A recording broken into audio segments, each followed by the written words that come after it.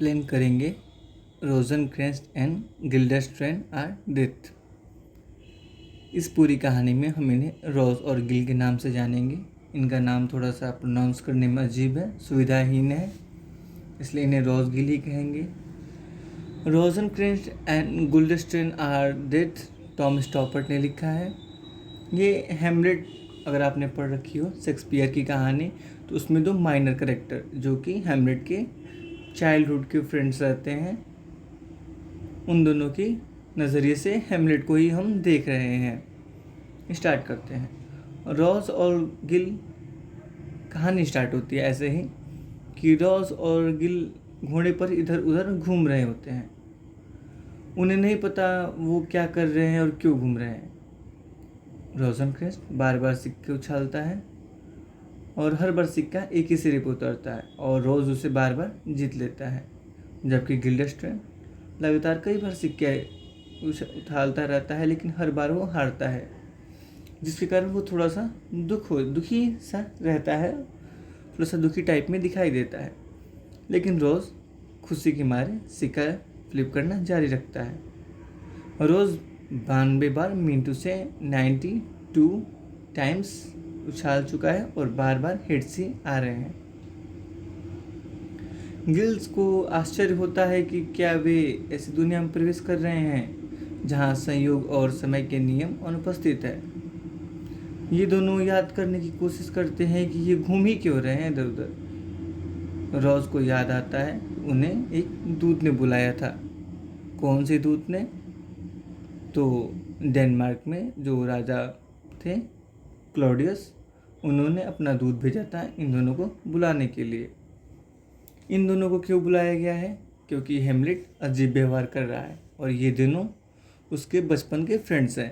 तो ये इसलिए बता रहे हैं, इसलिए बुलाया गया है कि ताकि ये पता लगाए कि हैमलेट ऐसा व्यवहार कर ही क्यों रहा है। उनका सामना होता है रास्ते में आते वक्त एक अभिनेता या फिर कह सकते हैं एक मंडली से होता है, जिन्हें ट्रेजेडियंस के नाम से जाना जाता है। समूह का नेता मिंटू से जो उसका मालिक होता है उसे द प्लेयर के नाम से जाना जाता है। ट्रेजेडियंस परफॉर्म कर सकते हैं सिर्फ वो ड्रामे जिसमें खून खराबा और दुखी ही होता है। रोज़ेनक्रेंट्ज़ एंड गिल्डेस्ट्रेन कहते हैं हम भी भाग लेंगे। वो द प्लेयर कहता है आप हमारा ड्रामा देखकर ही जाना, हम प्ले करने वाले हैं। गिल्डेस्ट्रेन खिलाड़ी को एक शर्त की पेशकश करके अपने लाभ के लिए असंभव सिक्का फ्लिपिंग करता है। खिलाड़ी हार जाता है लेकिन वह दावा करता है कि वह भुगतान नहीं कर सकता। ऐसे ही रहस्यमय बातें चलती रहती हैं। रोज़ेनक्रेंट्ज़ अभी भी सिक्के को उछाल रहा है और वो बार बार जीत रहा है, जबकि गिल्डेस्ट्रेन अभी भी हार रहा है। दृश्य अचानक से बदल जाता है। रोज और गिल डेनमार्क के शाही महल यानी हैमलेट के महल एल्सिनोर, याद रखिएगा नाम, महल का नाम एल्सिनोर में ही अंदर हैं।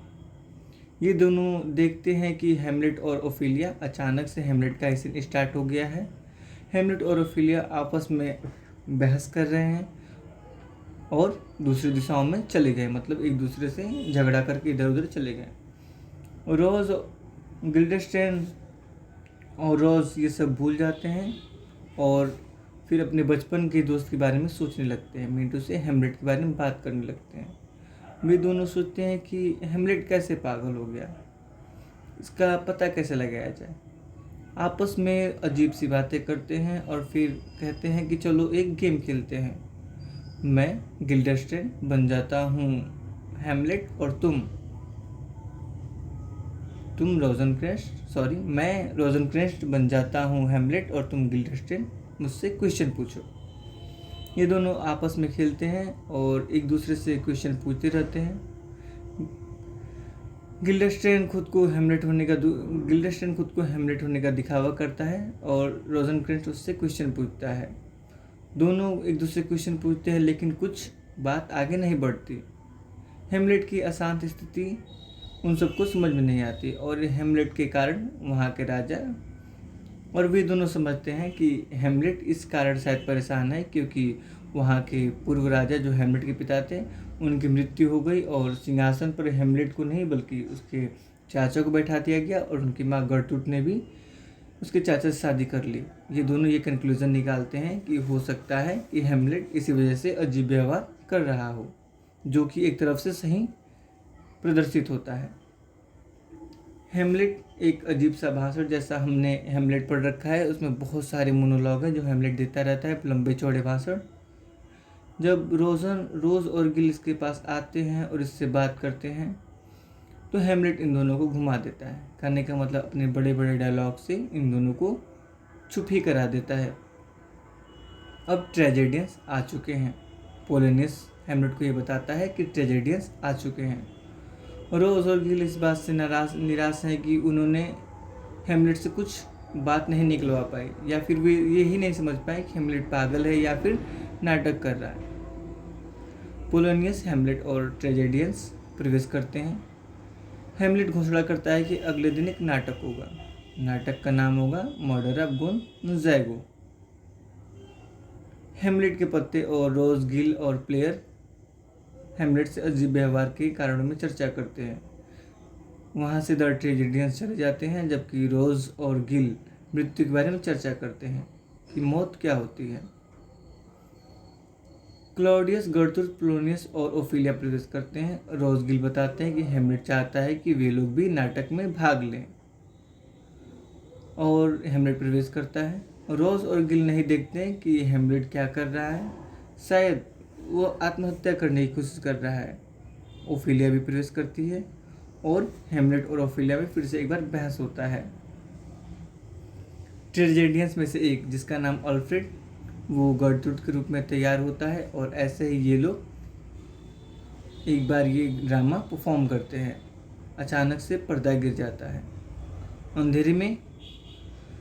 अंधेरे में आवाज़ संकेत करती है कि नाटक ने क्लॉडियस को बहुत ही परेशान कर दिया है और वो बहुत ही नाराज़ हो गया है।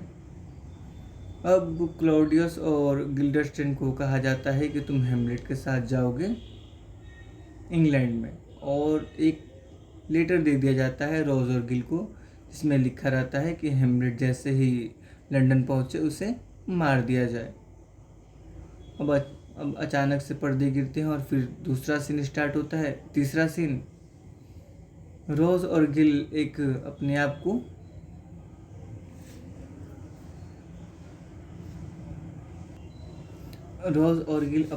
एक नाव पर पाते हैं जहाँ बीच में हेमलेट उनके साथ सोया हुआ है। वे दोनों अपने आप को चेक करते हैं कि वो जिंदा भी हैं या फिर मर गए हैं। वे हेमलेट को अपने पास देखते हैं और फिर विचार करने लगते हैं। गिल्डरस्टेन के पास एक पत्र है, जिससे पता चलता है कि जैसे ही वो दोनों पढ़ते हैं कि जैसे ही हेमलेट इंग्लैंड पहुंचे उसे मार दिया जाए। रोजनक्रेंट्ज और गिल्डरस्टेन परेशान हो जाते हैं। अब रोजनक्रेंट्ज थोड़ा सा सोचता है और उसके बारे में बात करता है कि हेमलेट हमारा बचपन का दोस्त है, ऐसा नहीं हो सकता। जबकि गिल्डरस्टेन कहता है हमारी इतनी अभी हैसियत नहीं है कि हम राजा की बातों को ना माने, इससे हम भी असैसिनेट कर दिए जा सकते हैं अगर हम राजा की बात को ना माने। अब गिल्डरस्टेन और रोजनक्रेंट्ज होते हैं। हेमलेट पत्र में अपना नाम बदलकर उन दोनों का लिख देता है। अगली सुबह जब रोज और गिल जागते हैं, जहाज पर बैरल की संगीत सुनते हैं। उन्हें पता चलता है कि समुद्री डाकुओं ने हमला कर दिया है। ट्रेजेडियंस भी इसमें छिप कर आए हैं। दरअसल ट्रेजेडियंस के जो गेम प्ले था मर्डर ऑफ गोनज़ैगो, उसने क्लॉडियस को बहुत ज़्यादा नाराज़ कर दिया है। तो ये सब भी भागकर यहाँ पर डेमनार्क छोड़ रहे हैं। अब ये चारों छिप जाते हैं, बैरल में कूद जाते हैं और अचानक से रोशनी चली जाती है। जब रोशनी वापस आती है तो रोज और गिल बैरल से बाहर आते हैं। पता चलता है कि हेमलेट गायब हो गया है। रोज और गिल खिलाड़ी को पत्र के बारे में बताते हैं और गिल्डरस्टेन को पता चलता है कि पत्र में अब कहा गया है कि रोज और गिल को जैसे ही इंग्लैंड पहुंचे इन्हें मार दिया जाए। ये गिल्डरस्टेन अपने भाग्य से बहुत ही निराश होता है और चाकू लेकर चाकू लेकर इधर उधर बातें सोच रहा होता है। वह चाकू ट्रेजेडियंस का है। वो अपने मृत्यु के बारे में जाहिर करता है कि मरने के बाद क्या होगा। तो जो प्लेयर था, द प्लेयर ट्रेजेडियंस का, वो उसे मृत्यु के बारे में बताने लगता है। गिल्डेस्ट्रेन इतना निराश हो जाता है कि वो उसी चाकू से द प्लेयर को मार देता है। और अचानक जब वो मार देता है तो गिल सोचता है कि मैंने उसे मार दिया। अचानक ट्रेजेडियंस तालियां बजाने लगते हैं, तो उन्हें पता चलता है कि जो चाकू था वो नकली था और वो प्ले में यूज किया जाता है। रोशनी बदलती है, सारे ट्रेजेडियंस गायब हैं। अब सारे ट्रेजेडियंस गायब हैं। रोज और गिल अकेले रह जाते हैं। रोजनक्रेंस सब टूट चुका है। उसे पता नहीं कि अब क्या करना है। वह आश्चर्यचकित है। गिल्डेस्ट्रेन को आश्चर्य होता है कि वे इस स्थिति में कैसे फंस गए, यह कहते हुए कि काश हम पहले ही टर्न पे रुक गए होते हैं। गिल्डेस्ट्रेन अचानक से डिसअपेयर हो जाता है। रोजनक्रेंस भी सोचता है कि काश मैं पहले ही बार में न राजा की बात को ना माना होता तो आज कुछ और होता, और रोजनक्रेंस का भी जो कैरेक्टर है वो भी पर्दे से गायब हो जाता है। कहानी यहीं पर ख़त्म हो जाती है। अगर ये कहानी आप पढ़ेंगे तो बहुत ही कंफ्यूजिंग है। खैर, मैंने अपनी भाषा में समझाने की कोशिश की है।